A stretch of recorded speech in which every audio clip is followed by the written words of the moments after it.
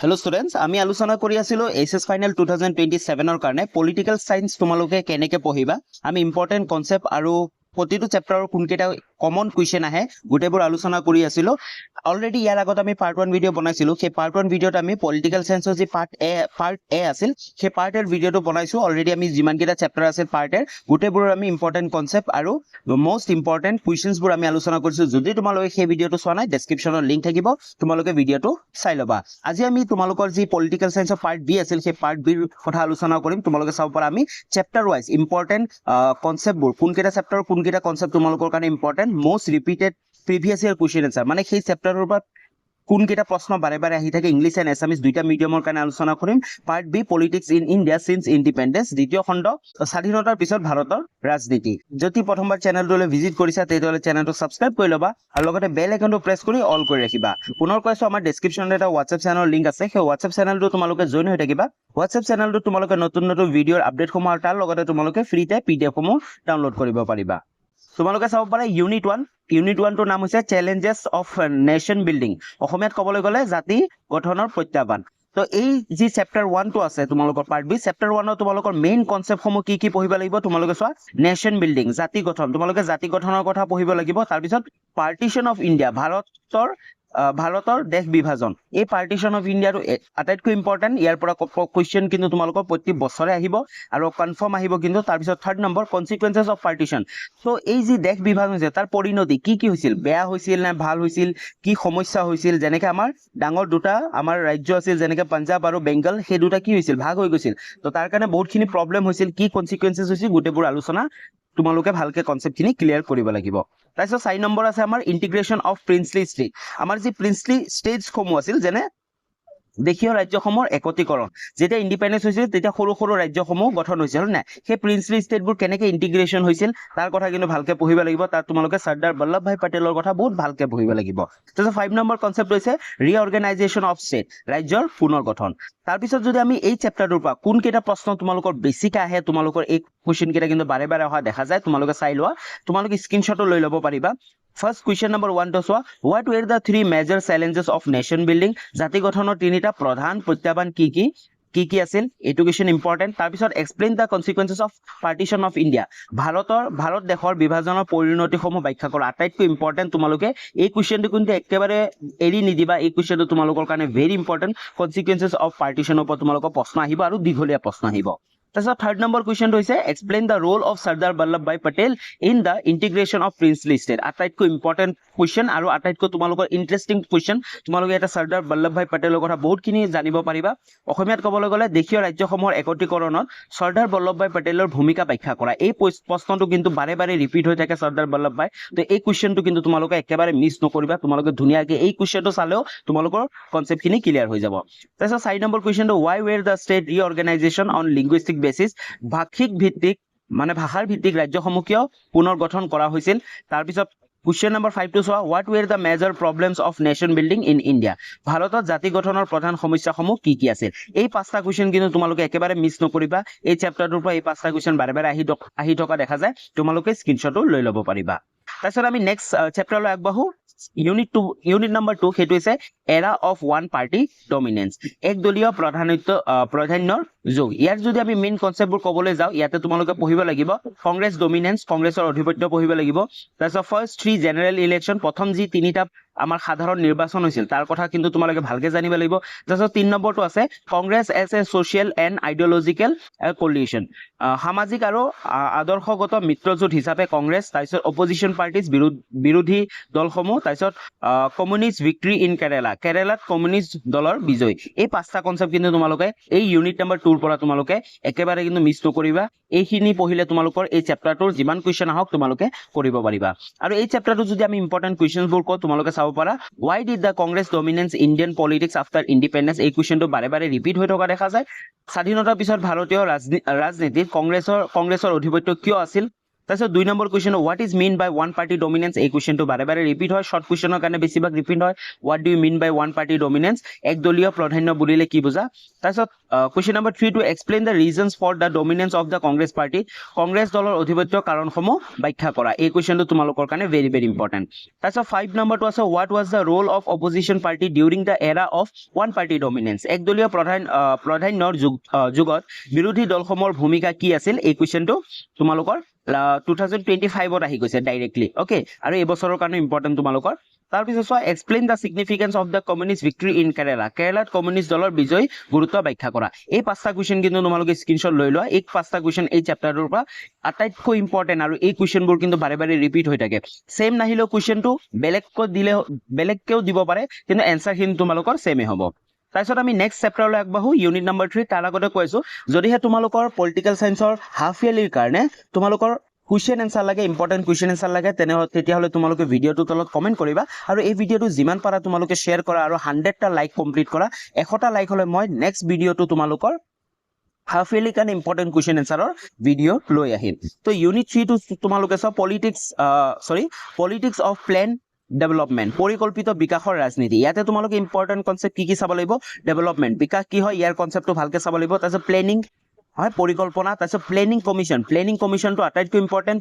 planning কমিশনৰ ওপৰত তোমালোকৰ দীঘলীয়া প্ৰশ্ন অহা দেখা যায় পৰিকল্পনা আয়োগ তাৰপিছত ফাৰ্ষ্ট 5 ইয়াৰ প্লেন আটাইতকৈ ইম্পৰ্টেণ্ট ফাৰ্ষ্ট আৰু সেকেন্ড তাৰপিছত 5 নম্বৰটো চোৱা সেকেন্ড 5 ইয়াৰ প্লেন প্ৰথম পঞ্চবাৰ্ষিক পৰিকল্পনা আৰু দ্বিতীয় পঞ্চবাৰ্ষিক পৰিকল্পনা এই দুটা কিন্তু তোমালোকৰ ভেৰি ইম্পৰ্টেণ্ট ইয়াৰ ওপৰত তোমালোকৰ প্ৰশ্নত খাটাং আহিব বুজি পাইছা তোমালোকে যদি প্ৰিভিয়াছ ইয়াৰ কুৱেশ্যন পেপাৰ সমূহ চোৱা তাতো কিন্তু তোমালোকে 5 year first 5 year and second 5 ইয়াৰ প্লেনৰ কথা তোমালোকে প্ৰশ্ন পাবাই আৰু এই চেপ্টাৰটো পৰা যদি আমি মোষ্ট ৰিপিটেড আৰু কমন কুৱেশ্যনবোৰ আলোচনা কৰো তোমালোকে কুৱেশ্যনবোৰ চোৱা why did India adopt planned development ভাৰতে পৰিকল্পিত বিকাশ কিয়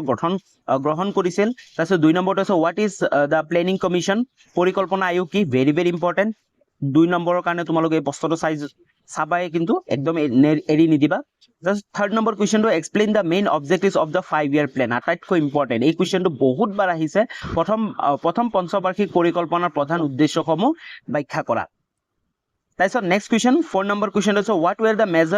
main objective of the second 5 year plan same তেনেকে ফাৰ্ষ্ট 5 ইয়াৰ প্লেন আৰু সেকেন্ড 5 ইয়াৰ প্লেন দুটাৰে কিন্তু এই কুৱেশ্যন কেইটা ইম্পৰ্টেণ্ট তাৰপিছত 5 নম্বৰ কুৱেশ্যনটো আছে what were the major debates on development in India ভাৰতত বিকাশৰ সম্পৰ্কীয় প্ৰধান বিতৰ্কসমূহ কি আছিল এইকেইটা কুৱেশ্যন কিন্তু তোমালোকে এই চেপ্টাৰটোৰ পৰা একেবাৰে চাবা তোমালোকে কিন্তু এৰি নিদিবা তাৰপিছত আমি নেক্সট ইউনিটলৈ আগবাঢ়ো ইউনিট নম্বৰ 4 টো হৈছে ইণ্ডিয়াছ ফৰেন পলিচি ভাৰতৰ বৈদেশিক সম্বন্ধ আৰু এই চেপ্টাৰটোৰ তোমালোকৰ মেইন কনসেপ্ট থাকিব নন এলাইনমেন্ট ওকে জুট নিৰপেক্ষতা নন এলাইনমেন্টৰ তোমালোকে কিন্তু কনসেপ্টটো ভালকে ক্লিয়াৰ কৰিবা কাৰণ নন এলাইনমেন্টৰ ওপৰত প্ৰশ্ন বহুত আহে আৰু নন এলাইনমেন্ট পঢ়িবলৈ কিন্তু বহুত ইন্টাৰেষ্টিং ওকে তাৰপিছত আমাৰ আছে পঞ্চশীল তাৰপিছত নেহৰুছ ৰোল ইন ফৰেন পলিচি বৈদেশিক নীতিত নেহৰুৰ ভূমিকা জৱাহৰলাল নেহৰুৰ ভূমিকা তাৰপিছত ইণ্ডিয়া চাইনা ৰিলেশনশ্বিপ ভাৰত চীন সম্পৰ্ক আৰু ইণ্ডিয়া পাকিস্তান ৰিলেশনশ্বিপ এই পাঁচটা কিন্তু কনসেপ্ট তোমালোকৰ এই চেপ্টাৰৰ পৰা আটাইতকৈ ইম্পৰ্টেণ্ট এই কনসেপ্ট কেইটা কিন্তু একেবাৰে এৰি নিদিবা তাৰপিছত আমাৰ ইয়াৰ পৰা যদি এই ইউনিটৰ পৰা যদি ইম্পৰ্টেণ্ট কুৱেশ্যনবোৰ কোনকেইটা কুৱেশ্যন বাৰে বাৰে আহি থাকে তো তোমালোকে চাব what is non alignment very important তোমালোকৰ 1 মাৰ্ক ইয়া 2 মাৰ্কৰ কাৰণে তোমালোকে চাই থৈ দিয়া য'ত নিৰপেক্ষতা কি হয় তাৰপিছত 2 number explain the role of Jawaharlal Nehru in India's foreign policy এই কুৱেশ্যনটো বহুত ইম্পৰ্টেণ্ট বাৰে বাৰে ৰিপিট হৈ থাকে ভাৰতৰ বৈদেশিক নীতিত জৱাহৰলাল নেহৰুৰ ভূমিকা ব্যাখ্যা কৰা তাৰপিছত question number 3 to explain the main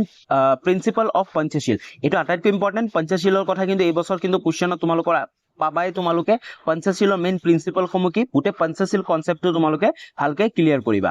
তাৰপিছত 4 নম্বৰ আছে discuss India China relationship and discuss India Pakistan relationship China আৰু ইণ্ডিয়াৰ ৰিলেশনশ্বিপ যিকোনো দুটা হয় চাইনাৰ আহিব নহলে পাকিস্তানৰ আহিব প্ৰতিটো বছৰে হয় চাইনা নহলে পাকিস্তানৰ 3 মাৰ্কস নহলে তোমালোকৰ লং কুৱেশ্যনত আহিবই তাৰপিছত আমি নেক্সট ইউনিটলৈ আগবাঢ়ো ইউনিট নম্বৰ 5 টো আছে challenges two and restoration of the Congress system Congress ব্যৱস্থাৰ প্ৰতি অহা প্ৰত্যাহ্বান আৰু ইয়াৰ পুনৰ্গঠন এই চেপ্টাৰটোৰ যদি আমি মেইন কনসেপ্টবোৰ পঢ়িব যাওঁ আটাইতকৈ ইম্পৰ্টেণ্ট 1967 জেনাৰেল ইলেকশ্যনৰ কথা তোমালোকে ভালকে পঢ়িব লাগিব তাৰপিছত 2 নম্বৰত আছে নন কংগ্ৰেছিজম কংগ্ৰেছ বিৰোধিতা পঢ়িব লাগিব তাৰপিছত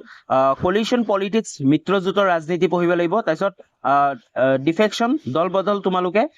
পঢ়িব লাগিব তাৰপিছত কংগ্ৰেছ স্প্লিট কংগ্ৰেছৰ বিভাজন পঢ়িব লাগিব আৰু restoration of the Congress system Congress ব্যৱস্থাৰ পুনৰ প্ৰতিষ্ঠা ওকে এইকেইটা কনসেপ্ট তোমালোকে এই চেপ্টাৰৰ পৰা পঢ়িব লাগিব আৰু ইয়াৰ পৰা যদি আমি মেইন হাইলি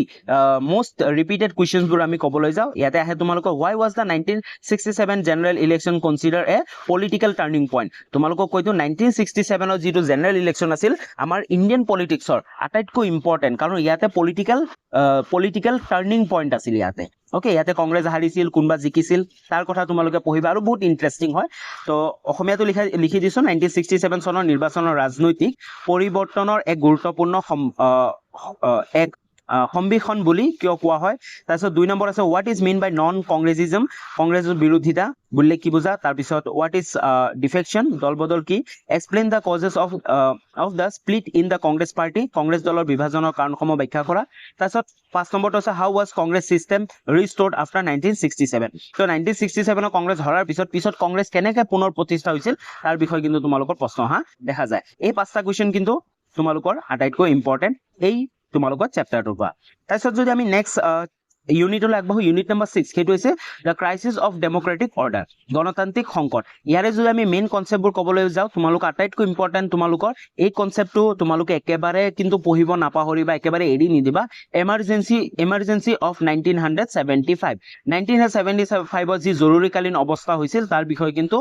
প্ৰতিটো বছৰে প্ৰশ্ন অহা দেখা যায় 2 নম্বৰীয়া 1 নম্বৰীয়া 5 নম্বৰীয়া দীঘলীয়া গোটেই প্ৰশ্ন কিন্তু অহা দেখা যায় তোমালোকৰ যিকোনো প্ৰশ্ন কিন্তু প্ৰতিটো বছৰ আহিব এবাৰ এমাৰ্জেঞ্চিৰ ওপৰত তাৰপিছত গুজৰাট মুভমেণ্ট গুজৰাট আন্দোলন তাৰপিছত বিহাৰ মুভমেণ্ট বিহাৰ আন্দোলন 1977 জেনাৰেল ইলেকশ্যন 1977 চনৰ সাধাৰণ নিৰ্বাচন ইম্পৰ্টেণ্ট তাৰপিছত জনতা পাৰ্টি এণ্ড গভৰ্ণমেণ্ট জনতা দল আৰু চৰকাৰ আৰু এইখিনি সময়তে কি হৈছিল জনতা দল পাৱাৰ আহিছিল জনতা দল মানে বৰ্তমানৰ বিজেপি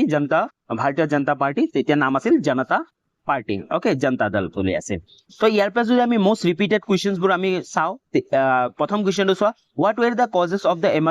এমাৰ্জেঞ্চি অফ 1975 তো 1975 চনত জৰুৰীকালীন অৱস্থাৰ কাৰণসমূহ কি আছিল কিয় ইমাৰ্জেঞ্চি ডিক্লেয়াৰ কৰা হৈছিল তাৰ কাৰণসমূহ অতিকৈ ইম্পৰ্টেণ্ট আৰু বহুত ইণ্টাৰেষ্টিং পঢ়িবৰ কাৰণে তোমালোকে কিন্তু একেবাৰে এৰি নিদিবা তাৰপিছত 2 নম্বৰ আছে 2 নম্বৰ কুৱেশ্যনটো explain the consequences of the emergency তো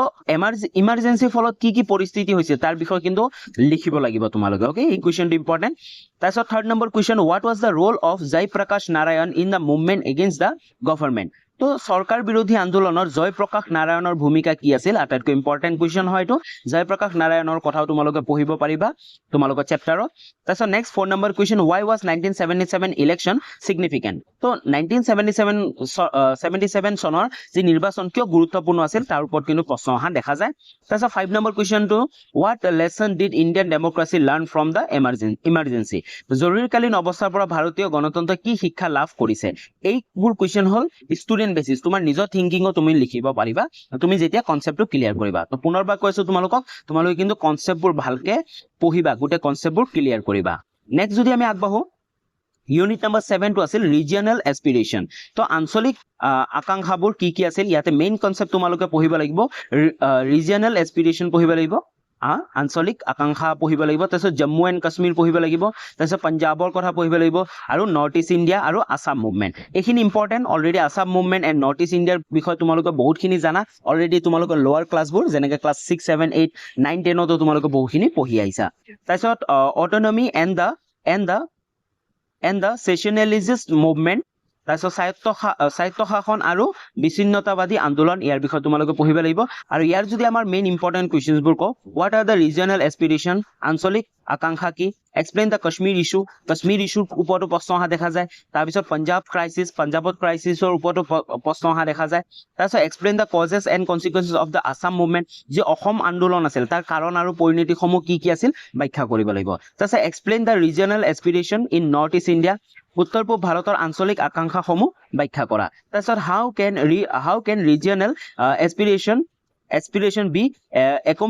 accommodated in the democratic system গণতান্ত্ৰিক ব্যৱস্থা আঞ্চলিক আকাংক্ষাসমূহ কেনেদৰে সমাধান কৰিব পাৰি আৰু এনেকুৱা ধৰণৰ প্ৰশ্ন এই 6 নম্বৰ কুৱেশ্যনটো তোমালোকে যেনেকৈ চাব পাৰা এই 6 নম্বৰ কুৱেশ্যনটো কিন্তু এই বছৰ অহাৰ বেছিকৈ